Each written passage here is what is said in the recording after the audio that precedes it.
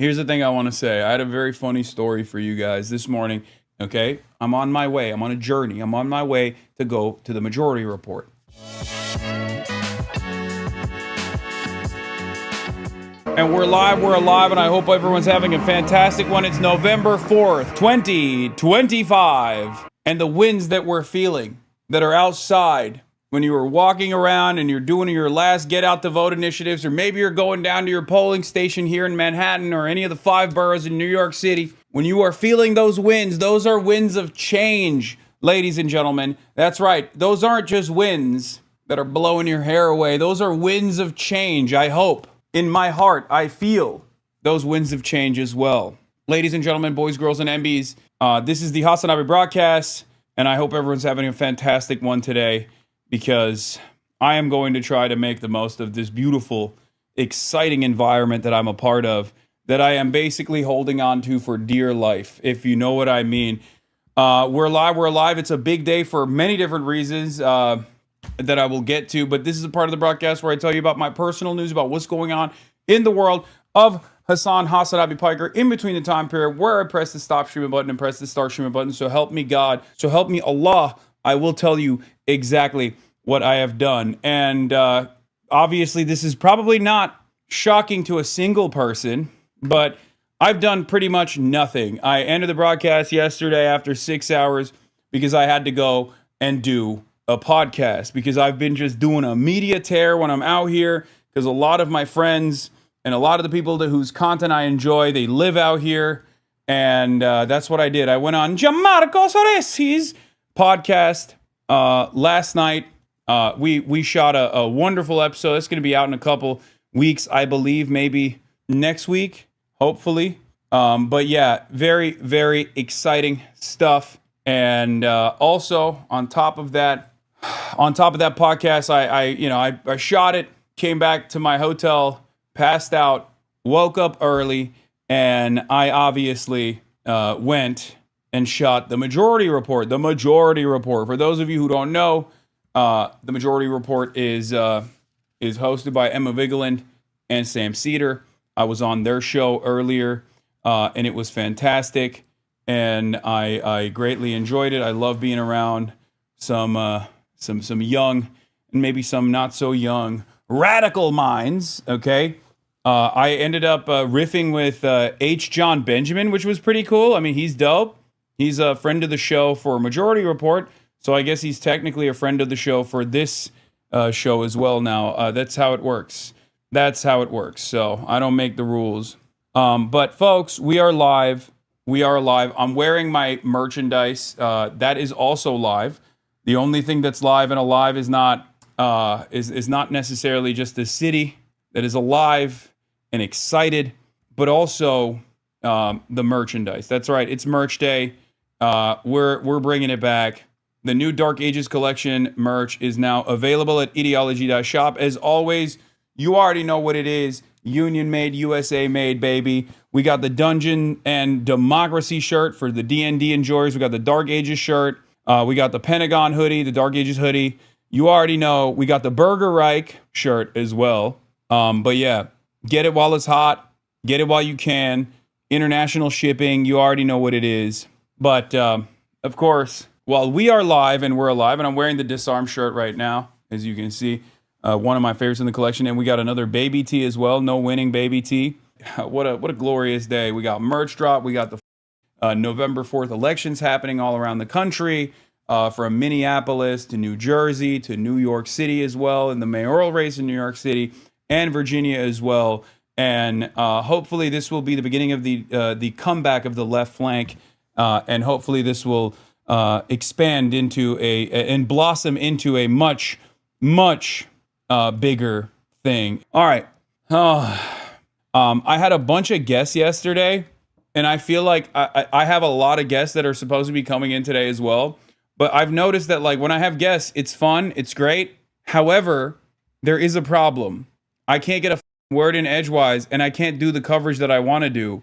And I've realized that that's like, it kind of gets in the way. There was a lot of back and forth and crosstalk taking place as I had In the words of Kayla, Hasan having different men in his hotel room every hour. And, we're going to get into all of that. I don't want to run around and celebrate just yet. I'm celebrating other shit right now. There will be time for celebrations, hopefully, inshallah, when the time comes. But do not just go out and vote right now, okay? I'm sorry if you think I'm superstitious. I am superstitious. I'm not doing it until I see it in writing, okay? But in any case, okay. So here's the thing. Here's the thing I want to say. I had a very funny story for you guys this morning because I'm just like canvassing to the best of my ability without officially canvassing. Anytime I'm around someone, I immediately go like, oh, this is what's happening. Are you aware that there's an election happening today? And, I try to get them to vote for Zoran if they haven't already, try to lock them down. And I had a very interesting Uber journey this morning, and I wonder if the Uber drivers' children are actually HasanAbi heads, because I found the most interesting New York voter. I'm gonna get into it in a second, but let's start. Let's start here. I get in the Uber, and I'm traveling to the Gowanus Canal, in the industrially ravaged Gowanus Canal in the heartland of America, downtown Brooklyn, New York. Okay, I'm on my way. I'm on a journey. I'm on my way to go to the Majority Report. Scene.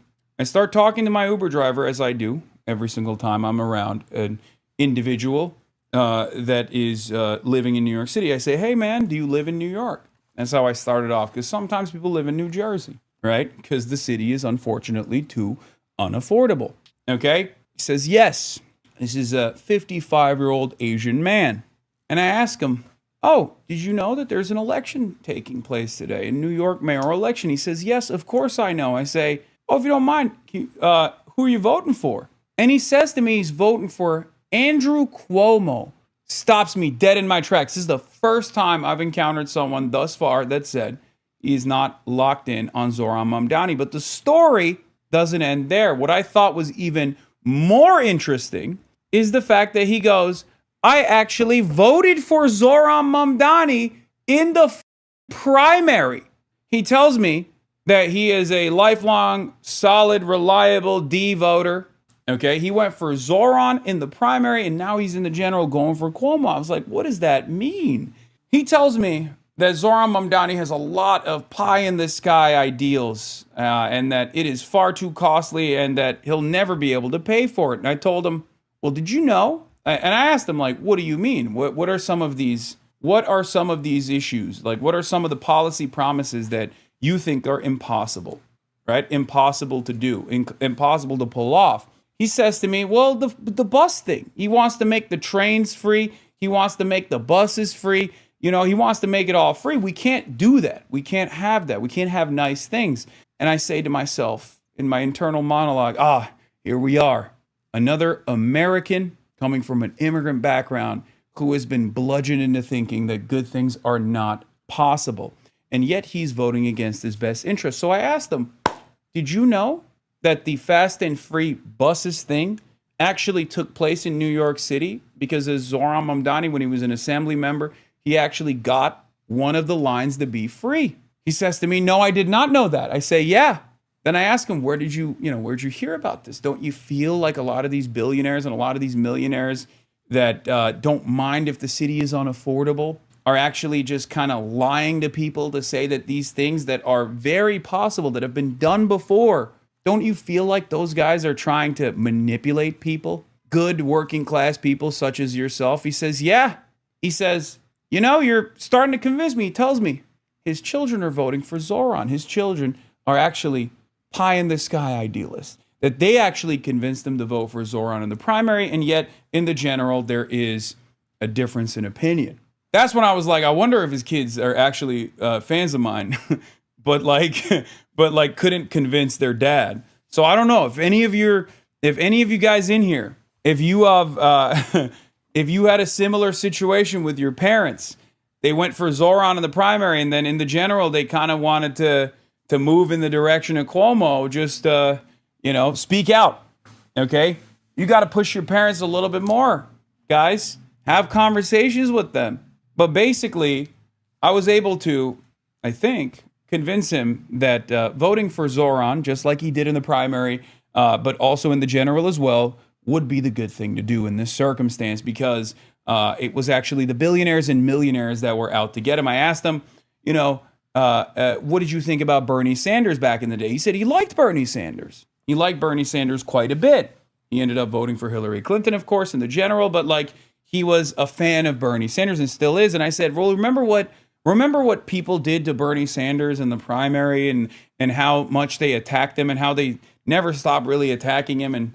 And yet we now realize that his politics, his vision for change was correct. That's what they're trying to do to Zoran Mamdani. And I think that was a decent way to get him to change his mind on this. But once again, I will never feel satiated.